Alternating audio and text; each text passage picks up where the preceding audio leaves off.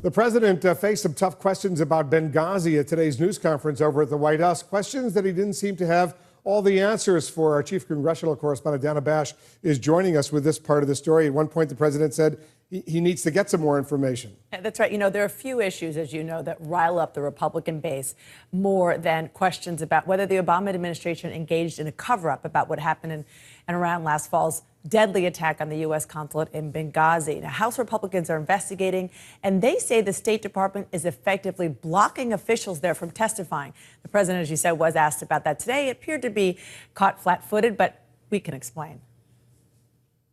I'm not familiar with this notion that anybody's been blocked from testifying.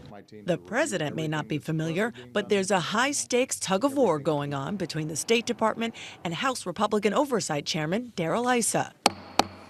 At issue, at least 4 employees, 3 at the State Department and 1 at the CIA, apparently want to talk to Congress about the administration's handling of the Benghazi situation. But much of that information is classified. The attorney for one of the employees says she cannot get answers from the State Department on how to get clearance to see the classified information in order to advise her client. There's a clear obstruction to my client when my client cannot give me all the information because the State Department will not give a process for my being cleared. The State Department suggests it is up to the employee to ask. We're not aware of any employees who have requested clearance for private attorneys, security clearances for private attorneys in connection with Benghazi.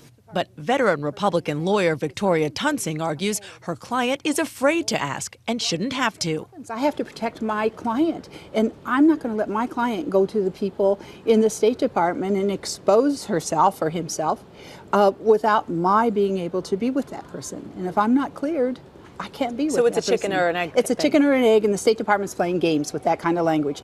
For now, Tunsing says she must protect her State Department client's identity, insisting there is already intimidation going on. Has he or she felt threatened? Well, if you're going to take away somebody's job or living, that's a threat, and it's a kind of a threat. And your client has been told that their job or living will be taken away if they come forward and talk about whatever it is that they feel that they need to say? It's done in a more subtle way. How is it done? It's like they just put somebody in an office and say, we just don't have an assignment for you. The State Department denies anyone is being threatened. Secretary of State John Kerry said this before Congress earlier this month. I do not want to spend the next year coming up here talking about Benghazi. Now he's reiterating a promise to help Congress get answers. We have to demythologize this issue and certainly depoliticize it. American people deserve answers.